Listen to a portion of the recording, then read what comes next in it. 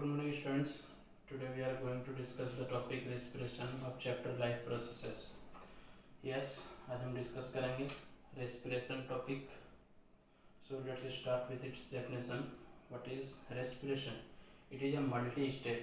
Yes, respiration is a multi-step processes. हम लोग देखेंगे ये क्या है, multi-step processes है. इसके बारे में एक्सप्लेन पढ़ेंगे. इसमें मेनली 4 स्टेप्स होता है रेस्पिरेशन के लिए. तो सबसे फर्स्ट ऑफ ऑल हम लोग क्या देखेंगे, ये क्या है, एक मल्टी स्टेप प्रोसेस है. Next, enzyme mediated biochemical processes. Yes, ये जो है रेस्पिरेशन वो एक एंजाइम मेडिएटेड प्रोसेस है. एंजाइम मेडिएटेड प्रोसेस मतलब इसमें रिएक्शन का रेट को स्लो या फिर फास्ट करने के लिए एंजाइम से हेल्प होता है. मतलब ऐसा रिएक्शन जिसमें एंजाइम्स का इन्वॉल्वमेंट होता है तो उसको हम लोग एंजाइम मेडिएटेड रिएक्शन भी बोलते हैं. Biochemical process. Biochemical process means all those chemical process which are going on inside a living organism. वो केमिकल रिएक्शन जो किसी लिविंग ऑर्गेनिज्म के अंदर में चल रहा होता है उसको हम लोग बायोकेमिकल प्रोसेस बोलते हैं. यस, ये बायोकेमिकल प्रोसेस किस चीज़ का होता है, of oxidative breakdown of organic compounds. इसमें जो होता है एक ऑर्गेनिक कंपाउंड का ऑक्सीडेटिव ब्रेकडाउन होता है, उसको ब्रेक डाउन किया जाता है, उससे तोड़ा जाता है. और ये कहाँ पे होता है, इनसाइड द लिविंग सेल. एक लिविंग सेल के अंदर में होता है. और किस लिए होता है, for releasing small packets of energy, ताकि वहाँ से एनर्जी को इवॉल्व कराया जा सके. तो क्लियर है, रेस्पिरेशन किसको बोलते हैं, it is a multi step. First of all हम लोग डिफाइन में लिखेंगे, डिफिनेशन में लिखेंगे कैसा है, एक मल्टी स्टेप होता है, एंजाइम मेडिएटेड बायोकेमिकल प्रोसेस है ना, of oxidative breakdown of organic compound inside living cells releasing small packets of energy at various steps. तो थोड़ा सा कॉम्प्लेक्स डेफिनेशन है लेकिन मीनिंगफुल डेफिनेशन है, तो इसी डेफिनेशन को सब लोग याद करेंगे. ठीक है, इसको नोट डाउन करेंगे इस डेफिनेशन को. Next, it is a catabolic and exergonic process. एक ऐसा प्रोसेस है कैटाबॉलिक. कैटाबॉलिक प्रोसेस क्या होता है, जिसमें कॉम्प्लेक्स कंपाउंड का ब्रेक डाउन होता है इनटू सिंपलर कंपाउंड्स, तो एक कैटाबॉलिक है. नेक्स्ट हम लोग देखेंगे इसमें जो ऑर्गेनिक कंपाउंड्स है, मेनली ऑर्गेनिक कंपाउंड्स जो है जिसका ब्रेक डाउन हो रहा है वो अलग अलग सबस्ट्रेट्स में टूटता है, तो एक कैटाबॉलिक प्रोसेस हो गया. और एक्सर्जोनिक प्रोसेस हो गया. एक्सर्जोनिक प्रोसेस का कहने का मतलब जिसमें से एनर्जी जो है वो इवॉल्व होता है. तो नो डाउट रेस्पिरेशन हम लोग इसलिए करते हैं ताकि एनर्जी को प्रोवाइड करा सकें. ठीक है, तो एक कैटाबॉलिक रिएक्शन हो गया और एक्सर्जोनिक प्रोसेस हो गया. रेस्पिरेशन जो होता है वो कैसा होता है, it is a catabolic and exergonic process. Next हम लोग डिस्कस कर रहे थे रेस्पिरेटरी सबस्ट्रेट्स, जो कि यहाँ है ऑर्गेनिक कंपाउंड्स. तो respiratory substrates are those organic compound that undergo oxidative breakdown in respiration. Respiration के दौरान जो ऑर्गेनिक कंपाउंड ऑक्सीडेटिव, जो जिस ऑर्गेनिक कंपाउंड में ऑक्सीडेटिव ब्रेकडाउन होता है उसी को हम लोग रेस्पिरेटरी सबस्ट्रेट्स बोलेंगे. Most common respiratory substrates is glucose. तो फाइनली हम लोग ये जानेंगे कि ग्लूकोज ही वो रेस्पिरेटरी सबस्ट्रेट्स है, या फिर बोल सकते हैं ग्लूकोज ही वो ऑर्गेनिक कंपाउंड्स है जिसका रेस्पिरेशन के दौरान जो होता है वो ऑक्सीडेटिव ब्रेकडाउन होता है. क्लियर है. ये ग्लूकोज इन प्लांट्स कहाँ से आता है, स्टार्च के फॉर्म में, और इन एनिमल्स ग्लाइकोजन के फॉर्म में. ठीक है, तो इसके बारे में हम लोग पहले भी डिस्कशन कर चुके हैं फोटोसिंथेसिस वाले प्रोसेस में. Next, energy liberated during oxidative breakdown of respiratory substrate is partly stored in ATP. अब हम लोग क्या पढ़ेंगे कि रेस्पिरेशन के दौरान जो भी ऑक्सीडेटिव ब्रेकडाउन हो रहा था वहाँ से जो एनर्जी रिलीज हो रहा था वो किस फॉर्म में स्टोर हो रहा है, एटीपी के फॉर्म में. Yes, this one is a new word, ATP. Full form is adenosine triphosphate. एक तो एडिनोसाइन ग्रुप इसमें है ही, ऊपर से इसमें कितना फॉस्फेट ग्रुप है, 3 फॉस्फेट ग्रुप है. That's why it's name is adenosine triphosphate. Clear.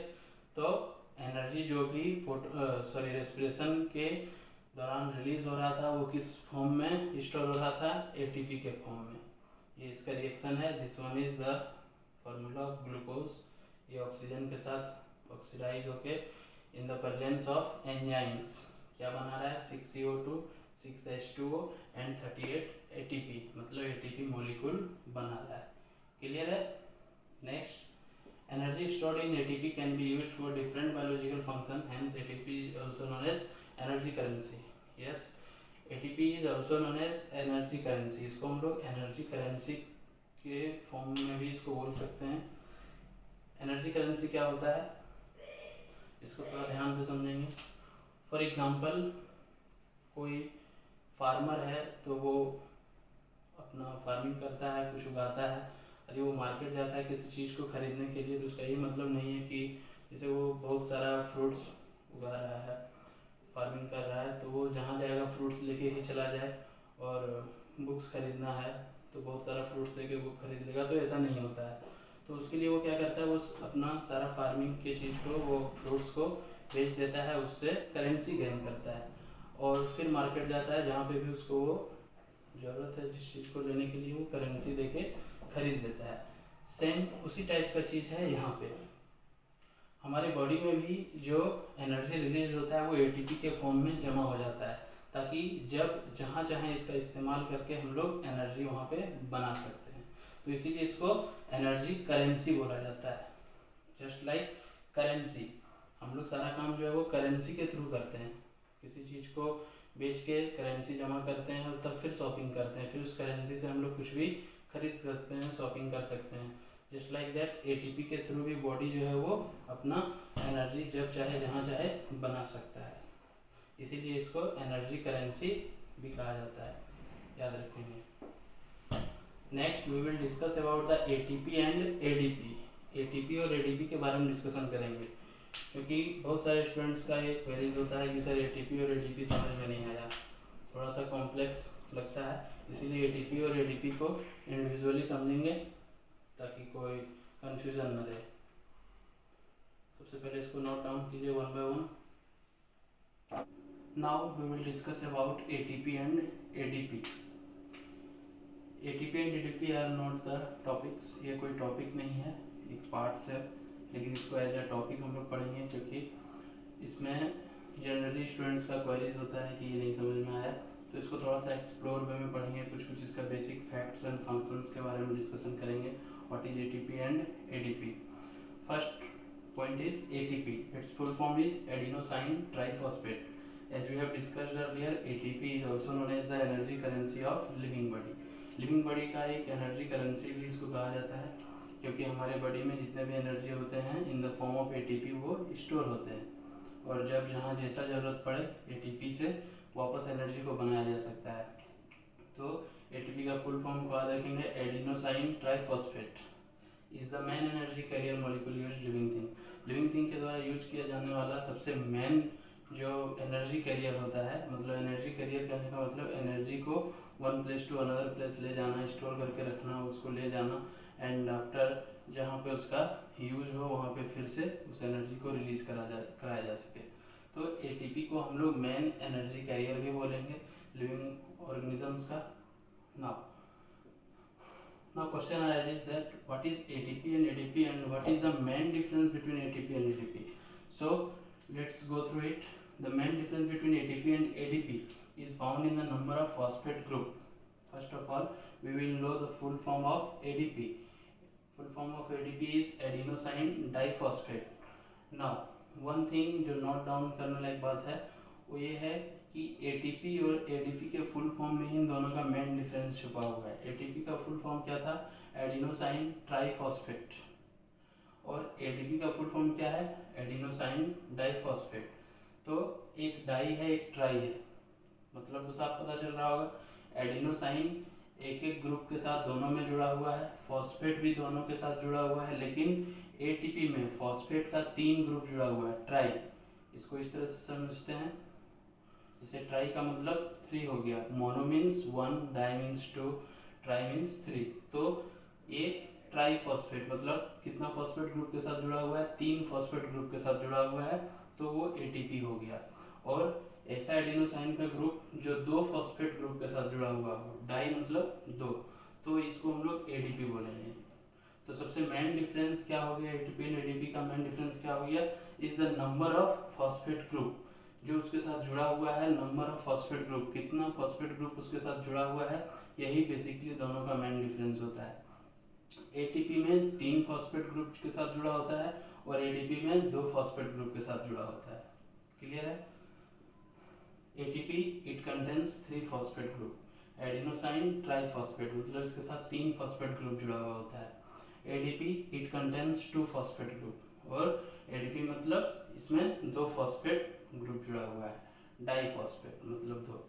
Now अब कुछ रिलेशन समझेंगे एटीपी और एडीपी के बीच का क्या मेन रिलेशन है। ATP has a extra phosphate group, yes ATP के पास क्या होता है, एक एक्स्ट्रा फॉस्फेट ग्रुप होता है in comparison to ADP, because ADP has only 2 phosphate group and ATP has 1 extra, means that is it has 3 phosphate groups.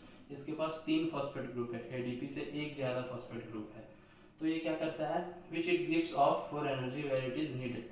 तो जब तक ये 3 फॉस्फेट ग्रुप एटीपी के साथ जुड़ा हुआ रहेगा तब तक तो एनर्जी इसके पास कंजर्व फॉर्म में रखा हुआ है, संरक्षित फॉर्म में रखा हुआ है, वो रिलीज नहीं हो सकता है।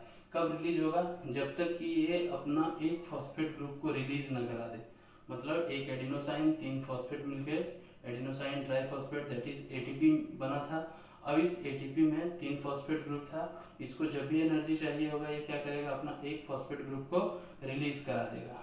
क्या करेगा ये, it gives off for energy where it is needed in the cell and becomes ADP, और वहां से ये एडीपी बन जाता है। कैसे बनता है, एटीपी के साथ 3 फॉस्फेट ग्रुप था, एक फॉस्फेट ग्रुप को क्या किया, ये हटा दिया, तो अब कितना फॉस्फेट ग्रुप इसके पास बचा, 2, मतलब अब ये एडीपी बन गया। मतलब एटीपी में 3 फॉस्फेट ग्रुप था, एक रिलीज कराने के बाद 2 फॉस्फेट ग्रुप बचा, और 2 फॉस्फेट ग्रुप किसका होता है, एडीपी का होता है, और इस तरीके से वो एनर्जी को रिलीज करा पाता है और एडीपी का फॉर्मेशन करता है। क्लियर कॉन्सेप्ट है। वंस अगेन, एटीपी को जब भी एनर्जी का जरूरत पड़ता है, नॉट फॉर एटीपी को इसका जरूरत नहीं, सेल्स को जरूरत पड़ता है। जब भी सेल्स को इसका जरूरत पड़ता है एनर्जी का, तो वहाँ पे एटीपी क्या करता है, अपना एक फॉस्फेट मॉलिक्यूल को रिलीज कर देता है, गिव्स ऑफ कर देता है, छोड़ देता है। तो इस तरह से वो एनर्जी रिलीज कर देता है, और एक फॉस्फेट ग्रुप जो हट जाता है उसमें, तो उसमें सिर्फ 2 ही फॉस्फेट ग्रुप बचता है, मतलब वो एडीपी बन जाता है। Now ADP regains the phosphate through cellular respiration and again become ATP।